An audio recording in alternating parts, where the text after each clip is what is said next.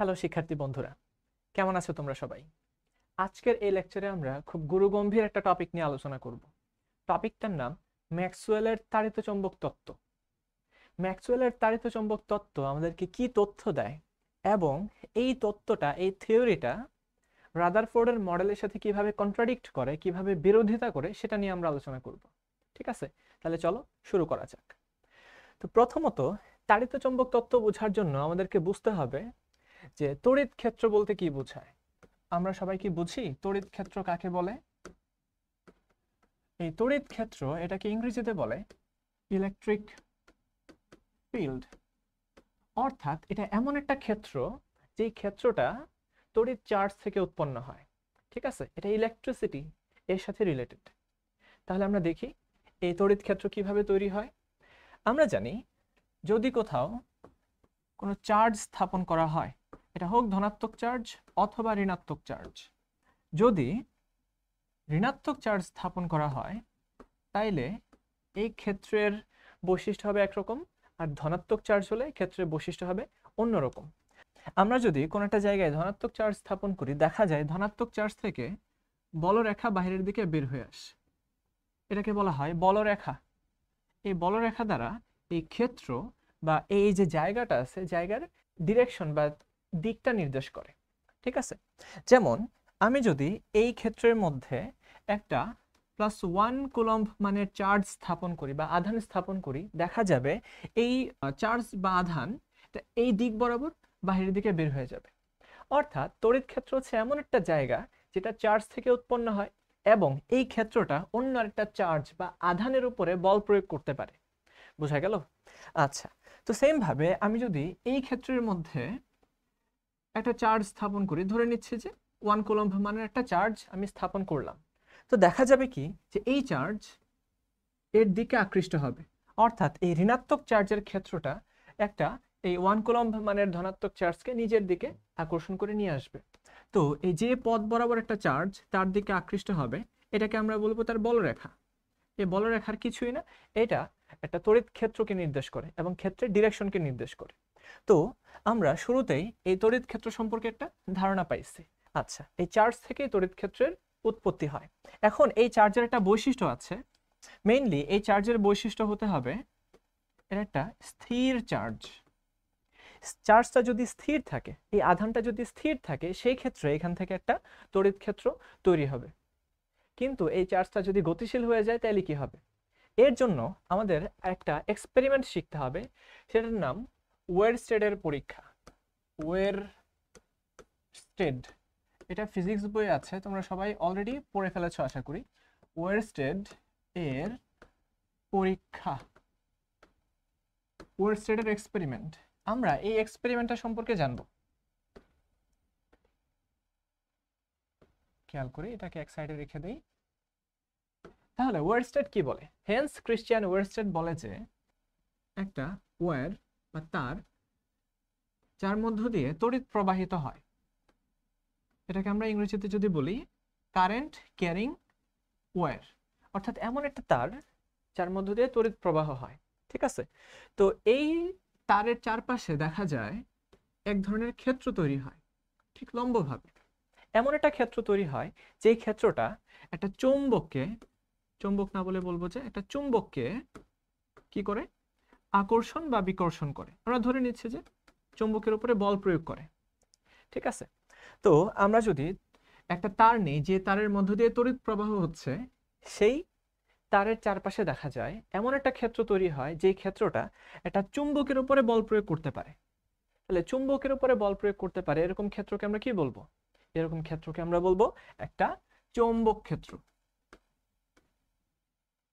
চৌম্বক ক্ষেত্র। আর চৌম্বক ক্ষেত্রকে ইংরেজিতে কি বলে?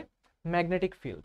ঠিক আছে, আচ্ছা, তো এখান থেকে আমরা বুঝতে পারি যদি এই চার্জ গতিশীল হয়, গতিশীল চার্জ, আমরা কিভাবে বুঝলাম চার্জটা গতিশীল? কারণ তড়িৎ প্রবাহ মানেই চার্জের প্রবাহ। তড়িৎ প্রবাহ মানেই কি? চার্জের প্রবাহ। অর্থাৎ এই চার্জ যখন গতিশীল হবে তখন তড়িৎ ক্ষেত্রের পাশাপাশি এখানে একটা চৌম্বক ক্ষেত্র তৈরি হবে। চৌম্বক ক্ষেত্র। আর চৌম্বক ক্ষেত্র এমন একটা জায়গা, এমন একটা অঞ্চল যেটা একটা চৌম্বক চার্জের উপরে বল প্রয়োগ করে বা একটা চুম্বকের উপরে বল প্রয়োগ করে। ঠিক আছে, তো সহজ কথা, এখানে যে কোনো একটা চুম্বক আনলেই, যদি আমরা একটা নর্থ পোল আনি, দেখা যাবে এটা কি করতেছে, বল অনুভব করতেছে। তো আমরা এতটুকু বুঝতে পারলাম যে একটা চুম্বক ক্ষেত্রের উৎপত্তি তড়িৎ চার্জ থেকেই হয়। একটা স্থির চার্জ শুধু তড়িৎ ক্ষেত্র তৈরি করে, আর গতিশীল চার্জ, সমবেগে গতিশীল চার্জ চৌম্বক ক্ষেত্র তৈরি করে। ম্যাক্সওয়েল বলে কি, যদি চার্জটা ত্বরণে গতিশীল হয়,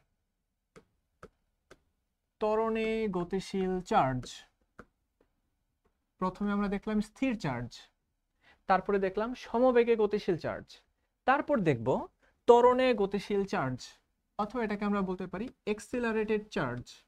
তো এক্সিলারেশন কিভাবে তৈরি হয়, একটা চার্জের এক্সিলারেশন কিভাবে তৈরি হয় সেটা আমরা সকলে আশা করি জানি। একটা চার্জের এক্সিলারেশন তৈরি হবে যদি তার বেগের মান পরিবর্তন হয়। ঠিক আছে, এক্সিলারেশন কিভাবে তৈরি হয়, যদি বেগের মান পরিবর্তন হয়। বেগের মান পরিবর্তন হওয়া মানেই হচ্ছে ত্বরণ। আচ্ছা, অথবা যদি বেগের দিক পরিবর্তন হয়, দিক পরিবর্তন হলেও কিন্তু ত্বরণ হবে। অথবা যদি এই বেগের মান এবং দিক উভয়ই পরিবর্তিত হয়, সেক্ষেত্রে আমরা বলবো যে এটা অসমবেগ বা ত্বরণ। তো একটা চার্জ যদি এরকম ত্বরণে গতিশীল থাকে, সেই ক্ষেত্রে আমরা দেখতে পাবো যে পরিবর্তনশীল তড়িৎ এবং চৌম্বক ক্ষেত্র উৎপন্ন হবে। তড়িৎ ক্ষেত্র এবং চৌম্বক ক্ষেত্র উৎপন্ন হবে। তাহলে আমি পুরো জিনিসটাকে একটু প্রথম থেকে বলে আসি। প্রথমে আমরা কি বললাম, যে তড়িৎ ক্ষেত্র, তড়িৎ ক্ষেত্র কিভাবে তৈরি হয়, স্থির চার্জ থেকে তড়িৎ ক্ষেত্র তৈরি হয়। কিন্তু এই চার্জটা যদি গতিশীল হয়ে যায়, সেই ক্ষেত্রে তড়িৎ ক্ষেত্রের পাশাপাশি চৌম্বক ক্ষেত্র তৈরি হবে। এবং এই পরীক্ষাটা সবার প্রথম কে করেছিলেন, 1896 সালে হ্যান্স ক্রিশ্চিয়ান ওয়েরস্টেড সবার প্রথম এই পরীক্ষাটা করেছিলেন। তোমাদের নবম দশম শ্রেণীর একদম শেষের দিকে একটা চ্যাপ্টার আছে, ওই চ্যাপ্টারে দেখবা যে এই পরীক্ষাটা আছে। আচ্ছা, তো আমরা এটা বুঝে গেছি যে একটা চৌম্বক ক্ষেত্র তৈরি করার জন্য গতিশীল চার্জ লাগবে। এরপরের কথা, যদি এই চার্জটা সমবেগে গতিশীল না হয়ে অসমবেগে গতিশীল হয়, অর্থাৎ ত্বরণে গতিশীল হয়, সেই ক্ষেত্রে কি হবে। তো দেখা গেল যখন ত্বরণে গতিশীল করা হয় এই চার্জটাকে, এর মানে হচ্ছে আমরা এই চার্জের বেগের মান পরিবর্তন করলাম। অর্থাৎ একটা চার্জ গতিশীল আছে, এটাকে আমরা থামাই দিলাম, অথবা তার অবস্থানকে, যদি একটা চার্জ হয়, আমরা ডানে বামে শিফট করলাম, একবার ডানে একবার বামে, অর্থাৎ তাকে স্পন্দিত করলাম, সেই ক্ষেত্রেও কিন্তু আর ত্বরণ হবে। তো এই চার্জকে আমরা যদি ত্বরণে গতিশীল করি, সেই ক্ষেত্রে দেখা যায় এই জায়গায় এই তড়িৎ ক্ষেত্র এবং চৌম্বক ক্ষেত্রটা কি হবে, পরিবর্তনশীল হয়ে যাবে। তো এই তড়িৎ ক্ষেত্র এবং চৌম্বক ক্ষেত্রের যে পরিবর্তনশীলতা, এই পরিবর্তনশীলতাকে আমরা বলি তাড়িত চৌম্বক তরঙ্গ। তাড়িত চৌম্বক তরঙ্গ, যাকে ইংরেজিতে বলা হয় ইলেকট্রোম্যাগনেটিক ওয়েভস, তাড়িত চৌম্বক তরঙ্গ। 1864 সালে ম্যাক্সওয়েল সবার প্রথম গাণিতিকভাবে প্রমাণ করেন ত্বরণে গতিশীল চার্জ থেকে কি তৈরি হবে, তাড়িত চৌম্বক তরঙ্গ তৈরি হবে। আর আমাদের পরিচিত যত শক্তি আছে, আমাদের পরিচিত শক্তির যতগুলা ফরম্যাট আছে, শক্তি, যেমন আমরা বলতে পারি তাপ শক্তি, আমরা বলতে পারি আলোক শক্তি। এই তাপ এবং আলোক শক্তি, এই দুইটা শক্তি কিন্তু তাড়িত চৌম্বক তরঙ্গ। আমরা যে আলো দেখতে পাই, এই যে সাদা আলো বা লাল আলো, সূর্য থেকে যে আলো আসে, সবগুলো আলো হচ্ছে তাড়িত চৌম্বক তরঙ্গ। আচ্ছা, ইলেকট্রোম্যাগনেটিক ওয়েভ, আর এই ইলেকট্রোম্যাগনেটিক ওয়েভ মানেই হচ্ছে শক্তি। তার মানে ম্যাক্সওয়েল সবার প্রথম এই শক্তির উৎপত্তি, এর কারণটা ব্যাখ্যা করেন, এই তাড়িত চৌম্বক তরঙ্গের যে উৎপত্তি, এর কারণটা ব্যাখ্যা করেন। তো এটাকে আমরা এবার অ্যাটমিক লেভেলে ব্যবহার করব। তো প্রথমটায় আসে কি, রাদারফোর্ড। রাদারফোর্ড যে পরীক্ষাটা করেছিলেন, রাদারফোর্ড বলেছিলেন যে একটা পরমাণুর মাঝখানে থাকবে নিউক্লিয়াস এবং চারপাশে ইলেকট্রনগুলা সৌরজগতের গ্রহগুলোর মতো বৃত্তাকার অথবা উপবৃত্তাকার কক্ষপথে ঘুরে বেড়াবে। এটাই ছিল রাদারফোর্ডের পরমাণু মডেল। যখন একটা ইলেকট্রন এই যে বৃত্তাকার কক্ষপথে প্রদক্ষিণ করে, বৃত্তাকার কক্ষপথে প্রদক্ষিণ করে, জাস্ট চিন্তা করে দেখো ইলেকট্রনের অবস্থা কি হবে।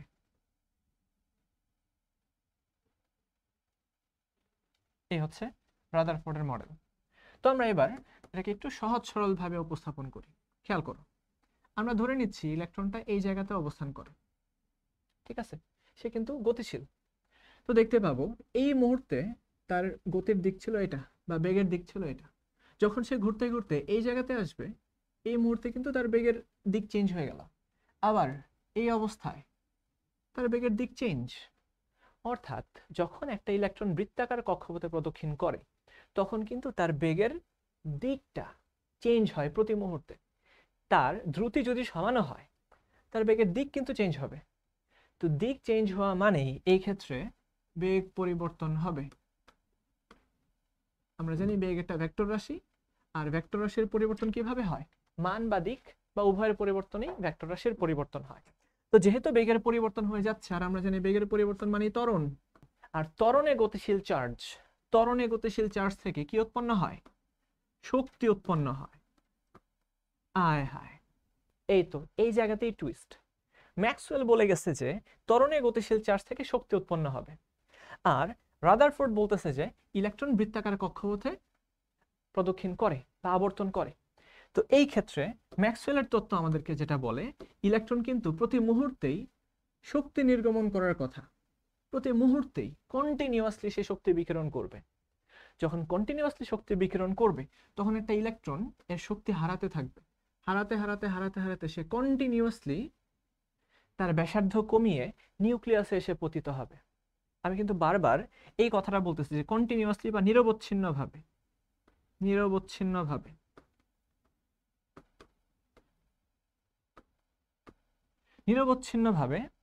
সে শক্তি বিকিরণ করবে, কারণ প্রতি মুহূর্তেই তার বেগের দিক পরিবর্তন হয়। দিক পরিবর্তন মানে ত্বরণ হয়, ত্বরণ হলে সে শক্তি বিকিরণ করবে।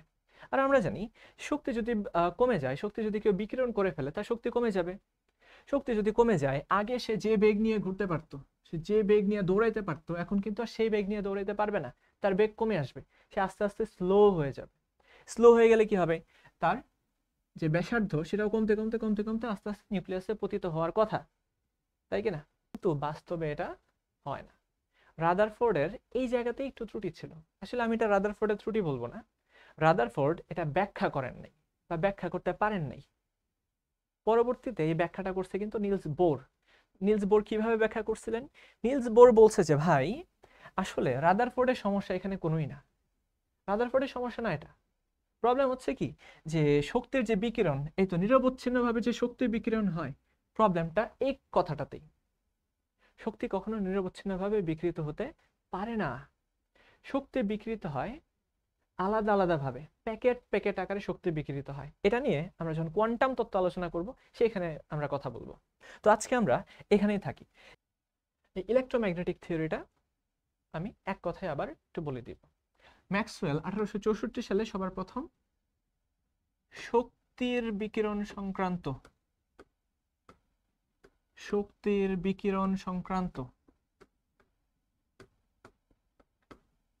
এই তত্ত্বটা দেন। শক্তির বিকিরণ সংক্রান্ত এই তত্ত্বটা দেন। তো এই তত্ত্বের কেন প্রয়োজন হলো? এর প্রয়োজন এই কারণেই হলো, সবার প্রথম নিউটন 1610 সালে বলেন যে শক্তি বা আলোক শক্তি এক ধরনের কণা। আমরা যে আলোক শক্তি দেখি এটা হচ্ছে ক্ষুদ্র ক্ষুদ্র কণার সমষ্টি, যারা অতি দ্রুত বেগে ধাবিত হয় শূন্যস্থানে বা অন্য কোনো মাধ্যমে। কিন্তু পরবর্তীতে দেখা গেল 1678 সালে এই আলোর বৈশিষ্ট্য ব্যাখ্যা করতে যে আরেকজন সায়েন্টিস্ট, প্রথমে ছিল নিউটন, তারপরে হাইগেন। সবার প্রথম নিউটন আলোক শক্তির বৈশিষ্ট্য ব্যাখ্যা করেন। তিনি বলেন যে আলো হচ্ছে একটা কণা, এই কারণে কণাটাকে যখন ছুঁড়ে মারা হয় সেই সমবেগে গতিশীল হয়। আচ্ছা, পরবর্তীতে এই হাইগেন 1678 সালে তিনি ব্যাখ্যা করেন যে আলো আসলে কণা না, আলো হচ্ছে এক ধরনের তরঙ্গ। আলো কণার মতো চলে না, আলো তরঙ্গের মতো চলে। ঠিক আছে, তরঙ্গের যত বৈশিষ্ট্য আছে, যেমন তরঙ্গের প্রতিফলন, তরঙ্গের প্রতিসরণ, তরঙ্গের ব্যতিচার, অপবর্তন, সমবর্তন, সবগুলা বৈশিষ্ট্য আলোর মধ্যে দেখা যায়। তাহলে আমরা কেন আলোকে তরঙ্গ বলবো না? এই হাইগেন অনেক পরীক্ষা নিরীক্ষার মাধ্যমে কিন্তু এটা প্রমাণ করছিলেন। তো এই যে একটা প্রবলেম শুরু হয়ে গেছে যে আলো কি আসলে তরঙ্গ নাকি আলো কণা? তো তখন এই গবেষণার পর একবারে 1864 সালে 1864 সালে অনেক দীর্ঘ একটা গ্যাপ কিন্তু হয়ে গেছে। 1864 সালে সবার প্রথম জেমস ক্লার্ক ম্যাক্সওয়েল তিনি প্রমাণ করেন যে আলো আসলে ডিরেক্ট কণাও না, আবার আমরা যে তরঙ্গ দেখি নদীর পানির মধ্যে ঢেউ বা তরঙ্গ, এই তরঙ্গের মতো না, আলো বিশেষ এক ধরনের তরঙ্গ। ঠিক আছে, সেই তরঙ্গটাকে আমরা বলবো ইলেকট্রোম্যাগনেটিক ওয়েভ, তাড়িত চৌম্বক তরঙ্গ। এটা এমন একটা তরঙ্গ যে তরঙ্গের মধ্যে তড়িৎ ক্ষেত্রের একটা অংশ থাকবে, তড়িৎ ক্ষেত্র থাকবে। তড়িৎ ক্ষেত্রকে ই দ্বারা প্রকাশ করা হয়। সেই সাথে এর সাথে লম্ব বরাবর আরেকটা অংশ থাকবে। যেমন এটাকে যদি এইভাবে দেখাই, এর সাথে ঠিক লম্ব বরাবর, ঠিক আছে, এই তো এটা এভাবে লম্ব বরাবর, এই তো বোঝাই যাচ্ছে। তো ই যদি ঠিক উপরের দিকে উঠে, এই ম্যাগনেটিক ফিল্ড বা চৌম্বক ক্ষেত্র এর সাথে ঠিক এই লম্ব বরাবর থাকবে। তড়িৎ ক্ষেত্র উপরে আর চৌম্বক ক্ষেত্র কি এই আনুভূমিক বরাবর। এই তড়িৎ এবং চৌম্বক ক্ষেত্রের সম্মিলিত ক্রিয়াকে আমরা বলবো তাড়িত চৌম্বক তরঙ্গ। এটাই সবার প্রথম ম্যাক্সওয়েল আবিষ্কার করছিল। এবং এই তরঙ্গের উৎপত্তি কোত্থেকে হয়? উৎপত্তি হয়, অলরেডি আমরা বলে ফেলেছি, তাড়িত চার্জ, ত্বরণে গতিশীল চার্জ, এক্সিলারেটেড চার্জ। যখন একটা চার্জ ত্বরণে গতিশীল হবে তখনই এখানে ইলেকট্রিক ফিল্ডও তৈরি হবে, ম্যাগনেটিক ফিল্ডও তৈরি হবে, এবং এই দুটো পর্যায়ক্রমে তৈরি হতেই থাকবে, এই তো একটার সাথে আরেকটা। এই তরঙ্গ কিন্তু যাবতীয় শক্তিকে বহন করে। আমরা যত ধরনের শক্তি দেখি, যে তাপ শক্তি, আলোক শক্তি, আলোক শক্তির মধ্যে আরো কতগুলো আছে। আলোক শক্তির মধ্যে আমরা দেখি যে এক্স রে কিন্তু এক ধরনের শক্তি, অনেক বেশি হাইলি এনার্জেটিক শক্তি। তারপর গামা রে, এক্স রে, গামা রে। তারপর হচ্ছে ইউভি রশ্মি, আলট্রাভায়োলেট বা অতি বেগুনি রশ্মি, আমাদের ভিজিবল রশ্মি যেটাকে আমরা দেখতে পাই, বেনিয়া সহকলা। তারপরে আইআর রশ্মি যেটা তাপ শক্তিকে বহন করে, ইনফ্রারেড যেটা তাপ শক্তিকে বহন করে। তারপর আছে রেডিও ওয়েভ, বেতার তরঙ্গ, মাইক্রোওয়েভ তরঙ্গ। এই সবগুলা তরঙ্গ কিন্তু এক ধরনের ইলেকট্রোম্যাগনেটিক ওয়েভ। তো এই শক্তিটাই নির্গত হবে কিভাবে? আমরা যখন একটা ইলেকট্রনকে যদি আমরা ত্বরণে গতিশীল করতে পারি, তাহলে কিন্তু এই ইলেকট্রন থেকেও শক্তি নির্গত হবে। বুঝা গেল? আমরা যে ডিশ অ্যান্টেনাগুলো দেখি, ডিশ অ্যান্টেনা, এই ডিশ অ্যান্টেনা এক ধরনের সিগন্যাল সে টাওয়ার থেকে আসার পরে এই ডিশ অ্যান্টেনাটা সেই সিগন্যালটাকে ধরতে পারে। তো টাওয়ার থেকে যে সিগন্যালটা আসে সেটা কিভাবে আসে? টাওয়ারের যে বড় বড় একটা বাক্সের মতো দেখা যায়, গোল গোল বাক্স, তাই না? এটাকে ট্রান্সমিটার বলে। তো এই গোল গোল বাক্স থেকে সে এক ধরনের সিগন্যাল চারপাশে ছড়ায় দেয়। এই সিগন্যালটা তৈরি হয় কিভাবে? সিগন্যালটা তৈরি হয় এই ইলেকট্রনকে ত্বরণে গতিশীল করার মাধ্যমে। তো দেখা যাবে ওই ট্রান্সমিটারগুলোর মধ্যে এই ইলেকট্রনকে প্রচন্ড গতিতে স্পন্দিত করা হয়। তো ইলেকট্রনকে যখন স্পন্দিত করা হয়, মানে যখন কাঁপানো হয়, তখন এই ইলেকট্রনের মধ্যে ত্বরণ হয়। তো এর কম্পনের ফলেই এখান থেকে এক ধরনের এনার্জি নির্গত হয়। তো এই এনার্জিটাই চারপাশে ইলেকট্রোম্যাগনেটিক ওয়েভ বা তরঙ্গ হিসেবে ছড়ায় পড়ে। এই তরঙ্গটাই আমরা আমাদের মোবাইল ফোন বা হচ্ছে ডিশ অ্যান্টেনা সেখানে ক্যাপচার করতে পারি। তো আলটিমেটলি আমরা বুঝতে পারলাম যে কিভাবে তাড়িত চৌম্বক তরঙ্গ তৈরি হয়, এবং এই তাড়িত চৌম্বক তরঙ্গ তত্ত্ব দিয়ে আমরা রাদারফোর্ডের মডেলটাকে কিভাবে বাতিল করে দিতে পারি। তবে এর পরের লেকচারে আমরা আলোচনা করব আসলে ভুল কিন্তু এটাই ছিল, যে ইলেকট্রোম্যাগনেটিক ওয়েভ কিভাবে তৈরি হয় এটা ঠিক আছে, কিন্তু কিভাবে নির্গত হয়, কিভাবে সামনের দিকে এগিয়ে চলে, এটাই ভুল। এই যে নিরবচ্ছিন্নভাবে একটা তরঙ্গ সামনের দিকে এগিয়ে যাবে, এই তো একদম কন্টিনিউয়াসলি একটা তরঙ্গ সামনের দিকে এগিয়ে যাবে, এই কথাটাই ভুল। এবং এই ভুলটা থেকেই আমরা পরবর্তীতে বোরের যে পরমাণু মডেল আছে সেইখানে এগিয়ে যাব। তাহলে সেই লেকচারটা দেখার আমন্ত্রণ রইল, এবং এই লেকচারটা বেশি বেশি করে শেয়ার করে দাও এবং নোট করে আমার কাছে পাঠিয়ে দাও। সবাই ভালো থাকো, সুস্থ থাকো, আল্লাহ হাফেজ।